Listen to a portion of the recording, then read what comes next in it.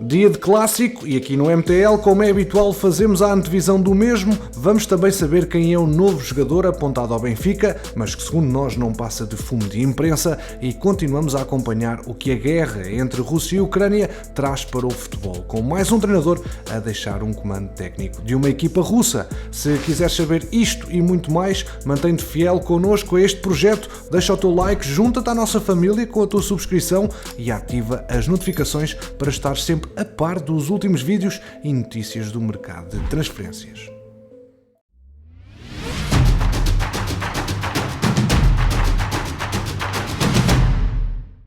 Sporting e Futebol Clube do Porto medem forças pela terceira vez esta época em Alvalade, na primeira mão das meias finais da Taça. Este será então o terceiro de 4 triunfos entre estas duas equipas esta época, num duelo que ainda não teve vencedores nem vencidos.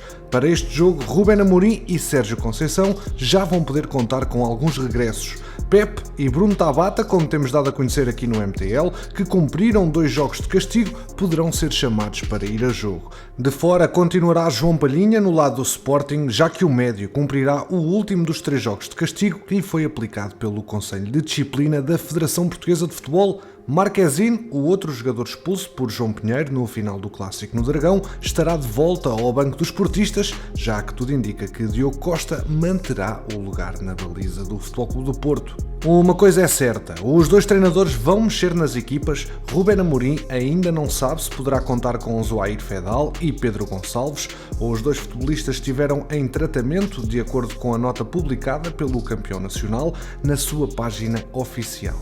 Ora, o marroquino falhou o jogo de sábado na Madeira, diante do Marítimo, devido a um traumatismo no joelho, enquanto que Pote, o melhor marcador da Liga Portuguesa, no lado do Futebol Clube do Porto, Sérgio Conceição já poderá contar com Mateus Uribe e Gruitch, os médios que falharam o último jogo devido a castigo. Com um calendário tão preenchido, o técnico portista deverá voltar a mexer na equipa.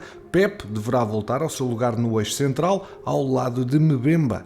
Wendel poderá ocupar a vaga de Zaidu na lateral esquerda. Na frente, Tony Martínez é um dos favoritos a entrar no 11, que poderá voltar a ter PP a extremo. Já Fábio Vieira é outro nome a equacionar no 11 azul e branco. Outra verdade é que o momento de forma já foi melhor, Leões e Dragões já estiveram em melhores dias. As duas equipas chegam a este jogo num momento menos bom da época, ambas empataram os derradeiros jogos na Primeira Liga e mantêm a mesma distância na prova, com vantagem para os azuis e brancos, que lideram com mais 4 pontos. O Sporting ficou-se pelo 1-1 na Madeira, onde sentiu muitas dificuldades para bater a defensiva madeirense, apesar de ter criado algumas oportunidades de golo. Esperava-se que o Futebol Clube do Porto pudesse aumentar para 8 a vantagem para os Leões.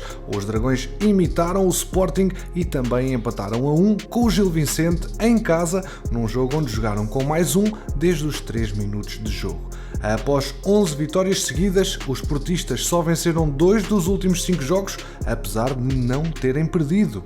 Ora, o Dragão bateu o Moreirense por 1-0 fora e a Lazio por 2-1 em casa, mas empataram a 2 com o Sporting e com a Lazio, e ainda o já mencionado encontro com os gilistas. Já os Leões somaram 2 vitórias, 1 derrota e 2 empates nos últimos 5 jogos, onde se inclui a goleada sofrida em casa perante o fortíssimo City para a primeira mão dos oitavos de final da Liga dos Campeões. Os Leões bateram de seguida o Estoril por 3-0 e o Famalicão 2-0, antes dos empates com o Futebol Clube do Porto e com os madeirenses do Marítimo.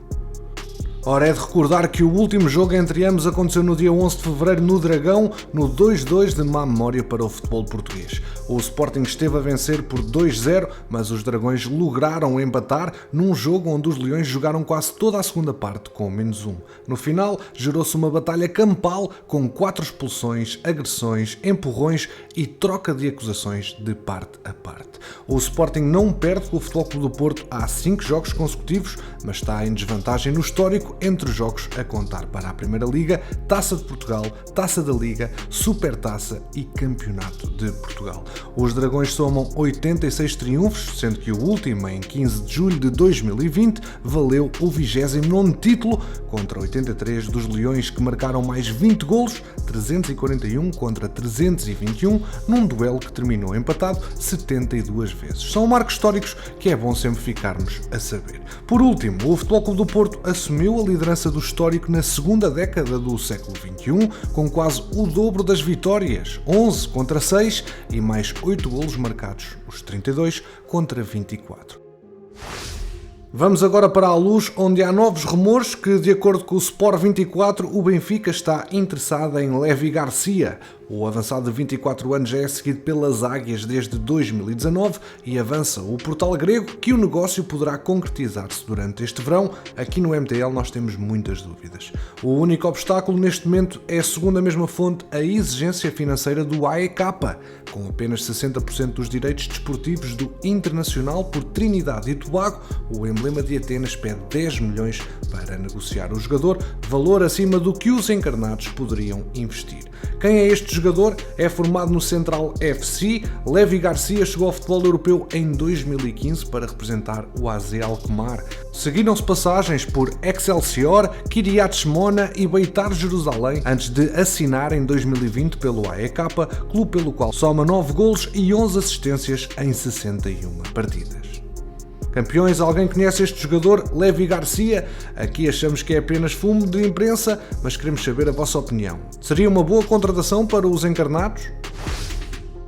Horas depois da divulgação de um estudo que colocava o Benfica como a quinta formação mais lucrativa do mundo, o Observatório do Futebol ematiu na última terça-feira a correção da lista, que dá agora conta da liderança dos encarnados nesse ranking. Na lista divulgada anteriormente, o Mónaco aparecia no topo das formações mais rentáveis do planeta, em função das receitas na ordem dos 246 milhões de euros desde 2015. Contudo, a mais recente tabela mostra que as Águias ocupam a primeira posição, com uma receita de 379 milhões de euros, sendo que só a transferência de João Félix preenche 32% desse valor dos cerca de 120 milhões de euros que o Atlético pagou aos encarnados. O Sporting, que ocupava o 12º lugar, encontra-se agora no 9º posto da lista, com 209 milhões de euros. Já o Futebol Clube do Porto subiu da 42ª posição para a 21ª, com 136 milhões de euros. Lucas Piazon do Braga vai ser emprestado ao Botafogo, ele que não tinha espaço no Clube do Minho e deve então rumar ao seu país natal.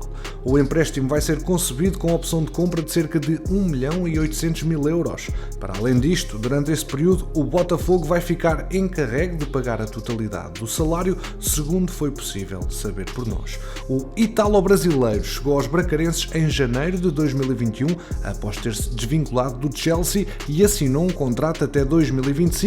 Nessa primeira temporada, Piazon foi aposta de Carvalhal e apontou 6 golos e 5 assistências em 27 jogos, onde também foi importante na conquista da Taça de Portugal. Agora não é um ativo aproveitado pelo Sporting Clube de Braga e rumará a outra aventura de forma a ganhar mais tempo de jogo. Há mais um treinador a deixar o comando técnico de um clube russo. Trata-se do alemão Daniel Fark, que seguiu o exemplo de Markus Gisdol, que na última terça-feira se tinha demitido do Lokomotiv de Moscovo. Agora, o treinador alemão, que começara a época nos ingleses do Norwich, tinha assinado até 2024 com o Krasnodar, mas a passagem foi bastante curta e está relacionada com a posição perante o conflito que a Rússia está a travar na Ucrânia. As duas partes entenderam-se quanto a uma rescisão por acordo mútuo e Alexei Antoniuk vai assumir a equipa de forma interina. Campeões, obrigado pela preferência aqui no MTL. Já sabes que aqui ficas sempre atualizado ao minuto sobre o mercado de transferências. Deixa o teu like, ajuda o projeto a crescer e quanto a nós, vemo-nos no próximo episódio.